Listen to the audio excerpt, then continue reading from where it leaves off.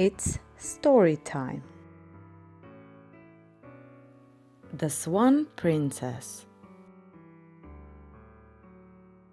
Once upon a time, in a very peaceful kingdom, there lived King William, who always wished for a child.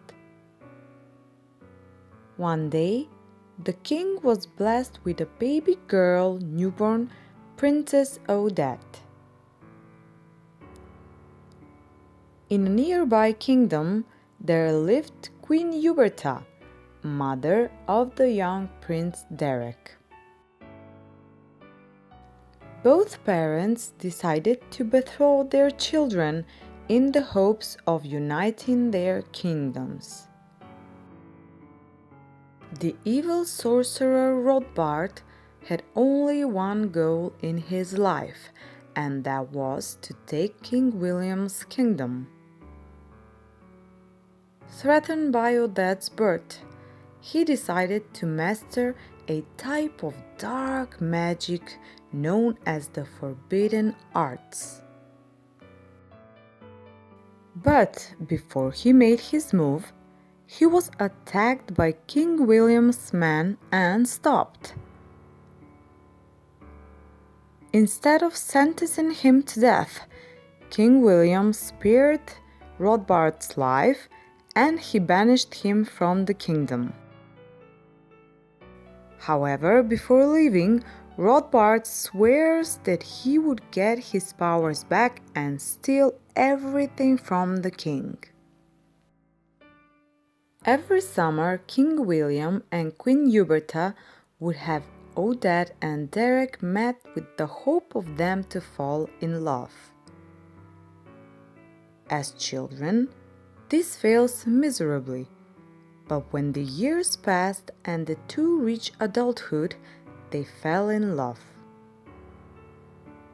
Prince Derek announced that the wedding preparations can begin, but when he expressed his wishes to marry Odette only for her beauty, she rejected him.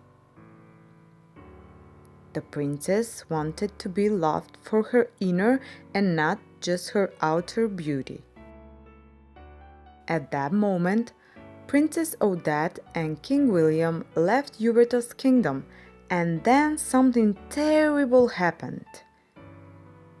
They were ambushed by the vengeful Rothbard, who kidnapped Odette and fatally injured King William. Prince Derek arrived on the scene, and William told him with his dying breath that they were attacked by a great animal and that Odette is gone. When Derek heard that, he was shocked, and his mother Huberta tried to encourage her son to find another princess. However, Derek was determined to find Odette, believing that she was still alive. He and his best friend Brumley practiced hunting every day in preparation for facing the great animal. Elsewhere, Rothbard kept Odette at his castle at Swan Lake. He cast a powerful spell that turned Odette into a swan during the day, and to temporarily turn into a human at night if she was on the lake under moonlight. Every night, Rothbard asked Odette to marry him so he can rule William's kingdom, but she always refused. During her captivity, she becomes friends with a turtle, a frog, and a puffin. One day, Puffin and Odette, in her swan form, decided to fly together to find Derek. By chance, they stumbled upon Derek in the woods. However, Derek thought Odette was the great animal and he tried to kill her. He started chasing her to the Swan Lake, where he witnessed Odette change from a swan to a human. Both shared a loving reunion, and Odette told Derek that the spell can only be broken by a vow of everlasting love. Derek invited Odette to his mother's ball the following night with hopes to declare his love for her. The enchanter, however, heard the whole conversation. The next night, Rothbard imprisoned Odette in her swan form and set Bridget in the form of the human Odette at Huberta's ball. Bridget danced with Derek, and he was unaware of her true identity. At the Swan Lake, Odette's friends managed to free Odette from the dungeon. She flew to Huberta's castle, but she was unable to warn Derek in time because Derek made a vow of everlasting love to the wrong girl. At that point, Rothbard entered the room and told Derek the truth. Derek raced after Odette back to the Swan Lake, where Odette transformed back to her human form. At that moment, Odette falls soulless in Derek's arms, but not before she told him that she loved him. Derek was furious and confronted the great animal. While they were fighting, he fired an arrow into the great animal's heart and destroyed him finally. Derek went to Odette and he confessed that he loves her for her kindness and courage. At that moment, Odette returned to life and the spell was broken. The next day, the two were married and they lived happily ever after. To support us, please subscribe to Storytime. It's story time. Shrek. Long time ago, in a faraway swamp, there lived an ogre named Shrek. He was feared by all the people in the land of Duloc, so that's why he chose to enjoy his solitude at his precious swamp. The land of Duloc was ruled by a Lord Farquaad, a very tiny and a bad man. To become king, he had to marry a princess, and Fiona was that unlucky beauty. Away at the tower, Princess Fiona stayed locked away from the people. There was a deep, dark secret behind that story, and no one but her parents knew of it. Fiona transformed every night into an ugly ogre, and only a true love's kiss would break that spell. Each day, she hoped to find her true love. One day, the heartless ruler of Duloc, Lord Farquaad, banished all the fairy tale beings from the land. All of a sudden, Shrek's swamp had been swamped with all sorts of fairy tale creatures. One of the creatures explained Shrek what had happened. Shrek decided to set out and find the Lord Farquaad so he can convince him to take the fairy tale beings back where they belong and leave him alone. On his journey, Shrek meets a funny-looking mule named Donkey, and the adventure continues with the company of his new and very loud friend. When Shrek and Donkey reached Lord Farquaad's land, Shrek had been challenged by the soldiers of the Lord. However, he used his force and beat all of them. By that time, Lord Farquaad knew that Shrek was the only one who can help him become a king. The only way for Shrek to get his swan back was to rescue Fiona along with the talking mule, Donkey, and return her to Lord Farquaad so he can marry her. Determined to save the home of the creatures, not to mention his, Shrek accepted the deal of Farquaad and sets out to rescue Princess Fiona, who was waiting her true love in a tower guarded by a fire-breathing dragon. The two friends continued their journey to the castle where the princess was. As Shrek climbed to the top of the castle, he saw Princess Fiona lying in the bed waiting for her true love's kiss. All of a sudden, he grabbed her and started to run from the breathing dragon. Throughout the day, many things had happened. However, as the night fell, Fiona didn't want Shrek and Donkey to see her transformation, so she insisted they camped out the night. Something strange had happened to Shrek that day. He started to feel these unusual emotions towards Fiona. They were increasing every second. Shrek was falling in love.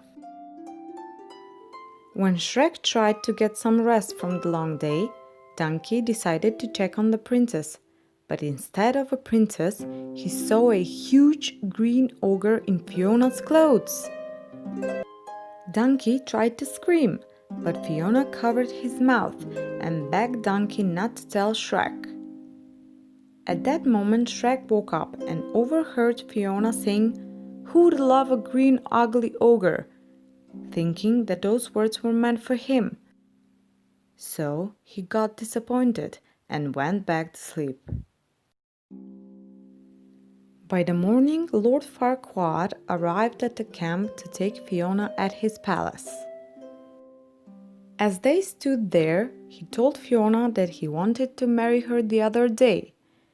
However, scared of her curse and the fact that the Lord didn't know her secret, Fiona insisted to get married that same day before sunset.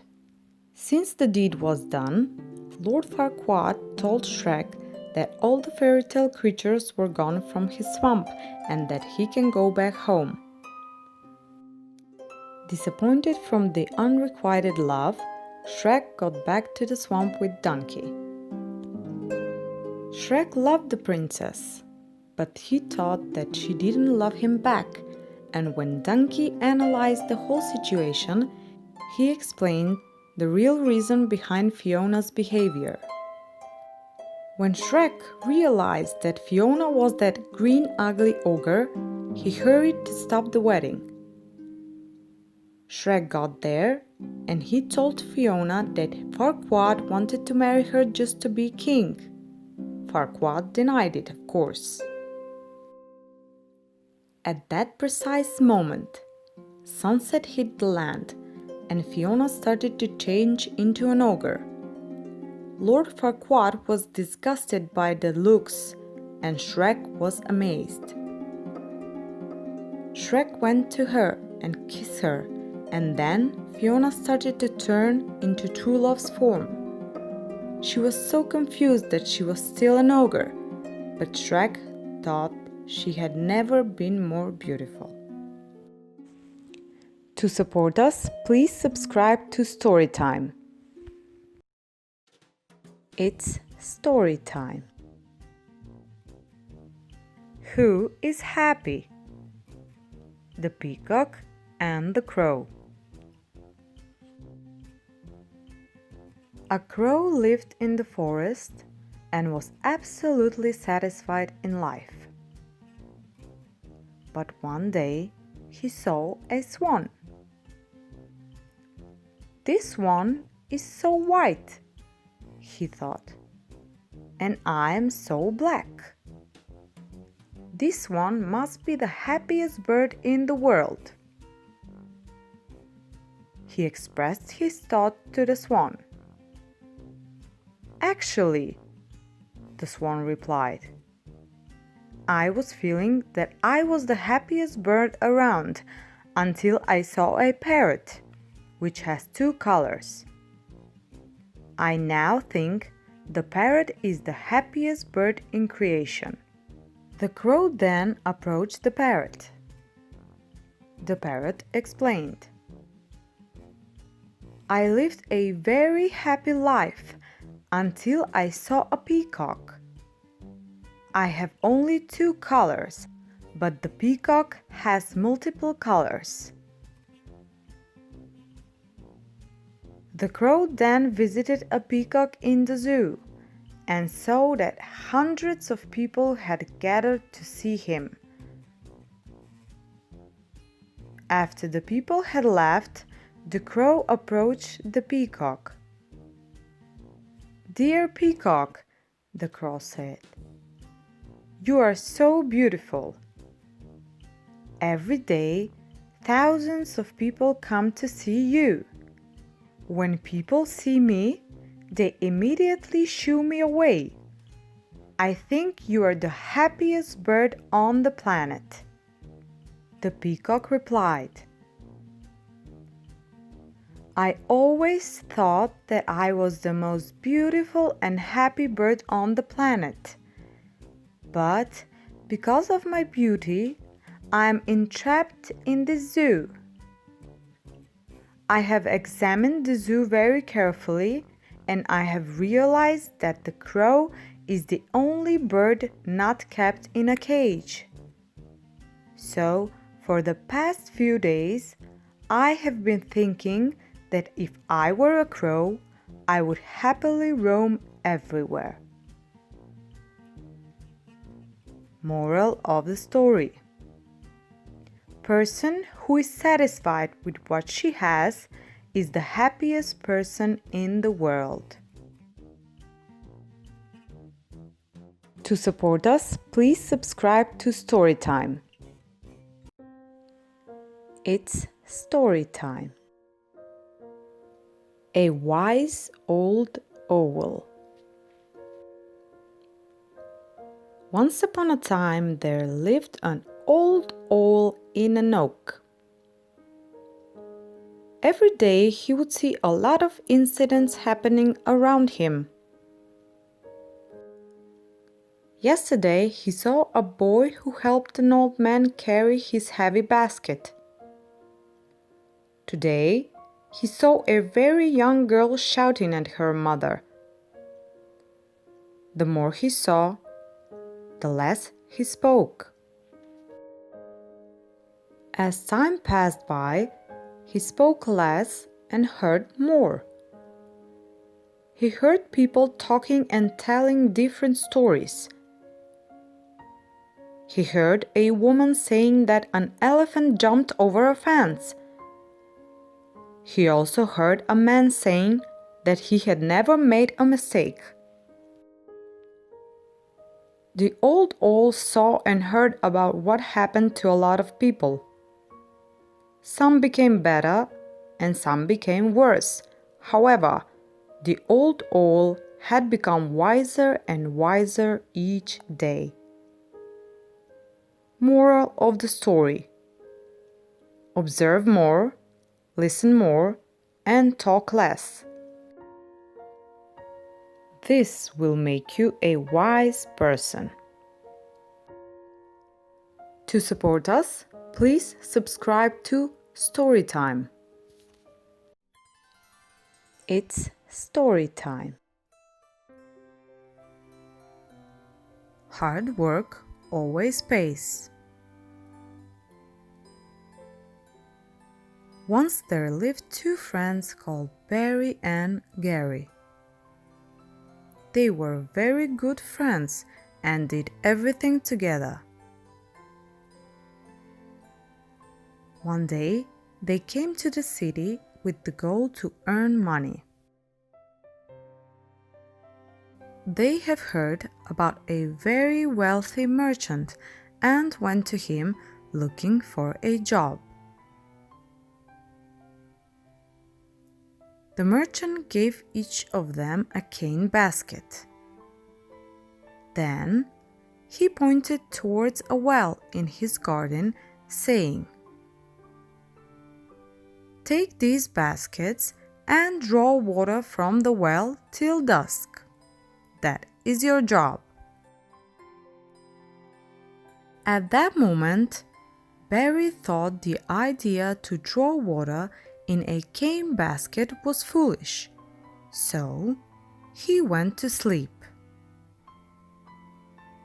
On the other hand, Gary took the basket and started working. After a few hours, when he drew the basket up, he saw some gold coins in the basket. He took the gold to the merchant. The merchant rewarded him and gave him a job too. Barry was stunned with what had happened, and he went away ashamed.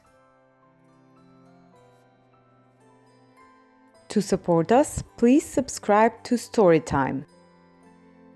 It's story time. The Ugly Duckling.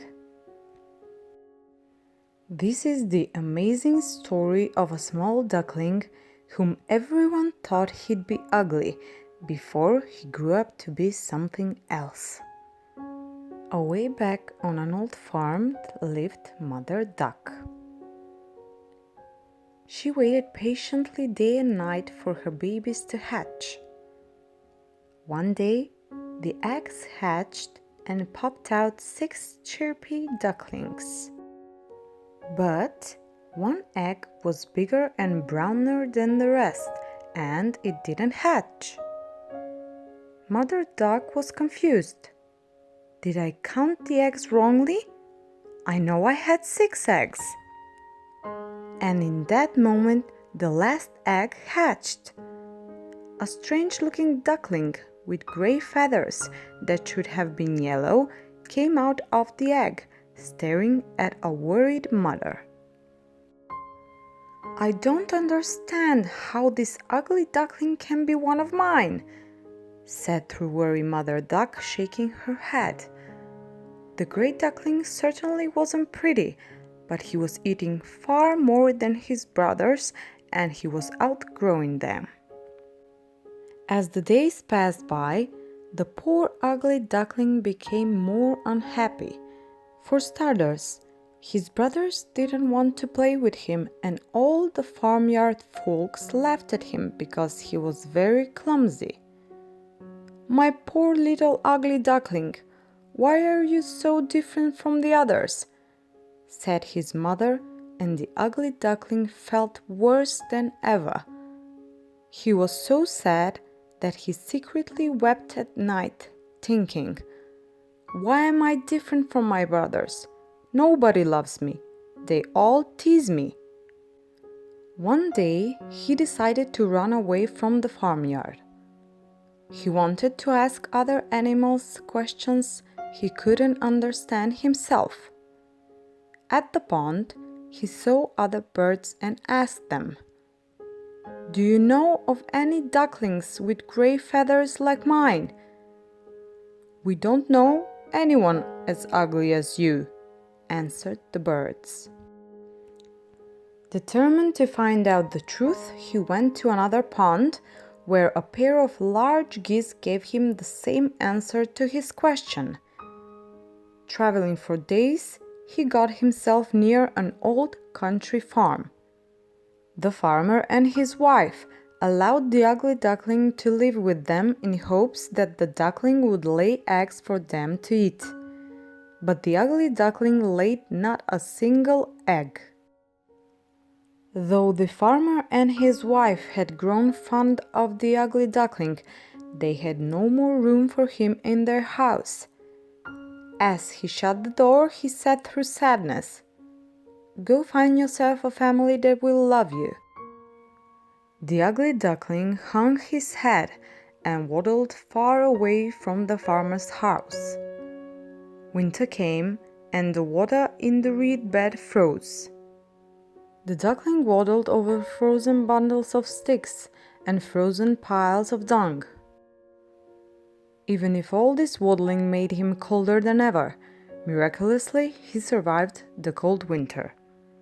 With spring, all of the frozen ponds melted, and as he approached a crystal clear pond, he saw a family of the most beautiful birds he had ever seen, swans. He wished so much to join them, but he didn't even dare to ask them, for he knew he was surely too ugly to live with these beautiful birds. Unexpectedly, a swan gracefully glided through the water over to where the ugly duckling was sitting. My, your feathers are the finest I've ever seen.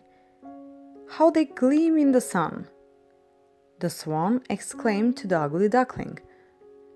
Confused, the ugly duckling wandered to the water and peered at his reflection. "Goodness, how I've changed! I hardly recognize myself." Much to his surprise, he was not an ugly duckling, for he was not a duck at all. He was a beautiful white swan with a long and elegant neck. He entered the water and joined his new family. One day, he heard children on the riverbank shouting, "Look at that young swan! He is the most beautiful swan I've ever seen." He was filled with so much joy and happiness that he almost burst. To support us, please subscribe to Storytime. It's story time. Little Red Riding Hood. Once upon a time, in the middle of a thick forest, stood a small cottage, the home of a pretty little girl known to everyone as Little Red Riding Hood. One day her mommy said to her, "Grandma is ill. Take her this basket of cakes, but be very careful. Keep to the path through the wood and don't ever stop. That way you will come to no harm." "Don't worry," she said. "I'll run all the way to Grandma's house without stopping."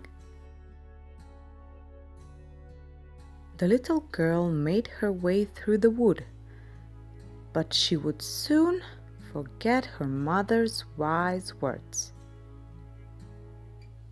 "What lovely strawberries! All so red! Yummy! Just another one, and one more. This is the last. Then Little Red Riding Hood saw a butterfly and started to chase her. "I'll catch you! I'll catch you!" she called. Suddenly, she saw some large daisies in the grass. In the meantime, two wicked eyes were spying on her from behind the tree. "Where are you going, my pretty girl, all alone in the woods?" "I'm taking Grandma some cakes. She lives at the end of the path," said Little Riding Hood in a faint voice. When he heard this, the wolf, for it was Big Bad Wolf himself, politely asked, "Does Grandma live by herself?" "Oh yes," replied Little Red Riding Hood, "and she never opens the door to strangers." "Goodbye. Perhaps we will meet again," replied the wolf, and then he looked away thinking to himself, "I'll gobble the grandmother first, and then the grandchild." Knock, knock. The wolf rapped on the door. "Who's there?" cried Grandmother from the bed. It's me, your niece. I've brought you some cakes because you're ill, replied the wolf, trying hard to hide his gruff voice. Lift the latch and come in, said Grandma. The wolf leaped across the room and in a single mouthful swallowed the old lady. Soon after, Little Red Riding Hood tapped on the door. Grandma, can I come in? She called. The wolf had put on Grandma's shawl and cap and slipped into the bed. Open the latch and come in, said the wolf. Oh, what deep voice you have, said the little girl in surprise. The better to greet you with, said the wolf. Goodness, what big eyes you have! The better to see you with. And what big hands you have! Exclaimed Little Red Riding Hood, stepping over to the bed.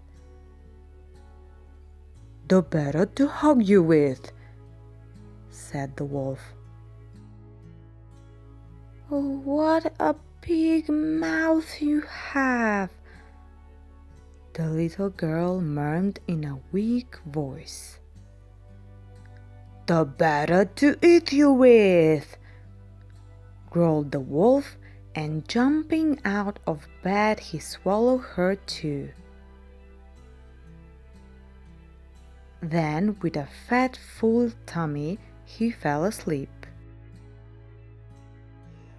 In the meantime, a hunter had emerged from the wood, and noticing the cottage, he decided to stop and ask for a drink. He had spent a lot of time trying to catch a large wolf that had been terrorizing the neighborhood. He peered through the window and saw the large wolf himself with a fat, full tummy snoring away in Grandma's bed. The wolf! He won't get away this time. Without making a sound, the hunter carefully loaded his gun and gently opened the window. He pointed the barrel straight at the wolf's head and told him to spit out whatever he had inside his stomach. And so he did. Grandma and Little Red Riding Hood were finally out, safe and unharmed. Then the huntsman knocked out the wolf and took him deep into the forest where he wouldn't harm people anymore. To support us, please subscribe to Storytime. It's story time. Aladdin and the Magic Lamp. Aladdin was a boy who lived in an eastern city with his mother, and he supported her by selling fruits in the market. He was very creative and clever boy. The palace magician saw that virtue in him, so one day he came to the market looking for him. Come with me, Aladdin. I have something to show you, he said. The magician led Aladdin deep into the desert, and when they reached this immense cave, it was blocked by a massive rock. The magician began to say a spell, and the massive rock removed automatically. Aladdin was shocked. Get into the cave and bring me the golden lamp, "Touch nothing but the lamp," said the magician. Aladdin was worried because the passage into the cave was very dark. The tricky magician saw his hesitation, and to encourage him, he handed him a ring with a big gemstone. "Take this ring. It will protect you if anything goes wrong." The cave overflowed with glittering gems and gold coins. Beneath a tree laden with treasures stood an old lamp. "This must be it. But why would he want something so old and worthless?" spoke Aladdin. He took the lamp, and when he got back, he called upon the magician to help him climb up the broken steps. "Give me the lamp," said the magician angrily. "Not till I get out safe," called Aladdin. The magician in anger slammed down the rock and locked Aladdin inside.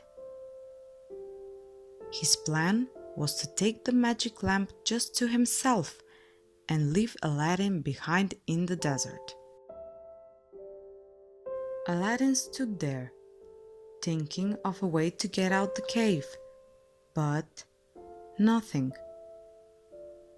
As he was looking at the lamp, he tried to clean it by rubbing it, and all of a sudden a genie appeared before him, saying, "I am at your command. What do you desire?" Aladdin was frightened and confused. He was hesitating at the start, but then he decided to command the genie. Aladdin said that he wants to be set free from this cave and to be taken home to his mother. In an instant, he found himself at home. When Aladdin saw what genie's magic was capable of, he became very wealthy. One day, he came to the Sultan with magnificent gifts and treasures. "Your Majesty, I have come to ask for your daughter's hand in marriage," he said. The Sultan was very pleased, but Princess Jasmine was unimpressed by his treasures. She wanted a prince with a good heart. Aladdin asked Genie to help him, so Genie created a magic carpet and he took the princess on a ride through the sky. They had the most wonderful time together. Touched by Aladdin's kindness and beauty, Princess Jasmine decided to open her heart to him, and so she married him. The wicked magician came in the palace and realized that Aladdin had the magic lamp. He felt that the magic lamp should have been his and that Aladdin had stolen it from him, so he started to forge a plan on how to take the lamp. One day the magician came to visit Aladdin's palace when Aladdin himself wasn't at the palace. He disguised himself as a merchant. "I buy old lamps. I exchange old lamps with new ones," said the magician. Not knowing of the magic of Aladdin's lamp, Princess Jasmine exchanged the magic lamp with a new one. The magician's evil plan worked out perfectly.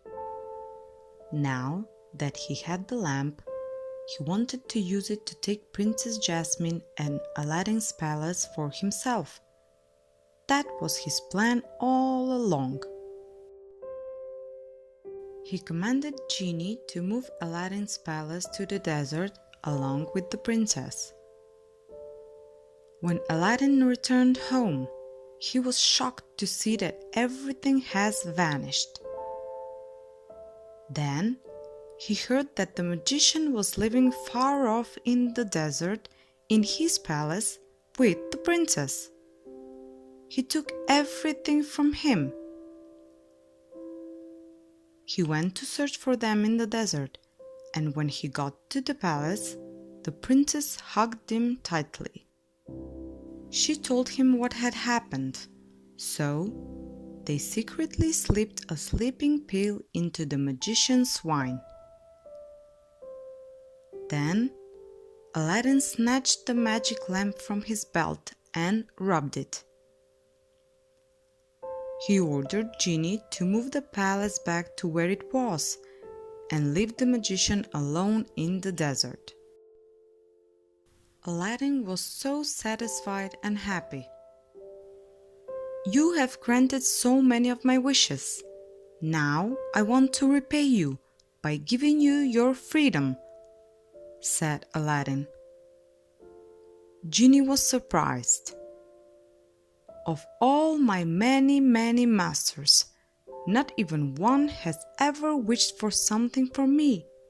You are so kind." Genie got free, and Aladdin tossed the empty magic lamp into the sea. He lived out his days in happiness and love together with his beloved princess. To support us, please subscribe to Storytime.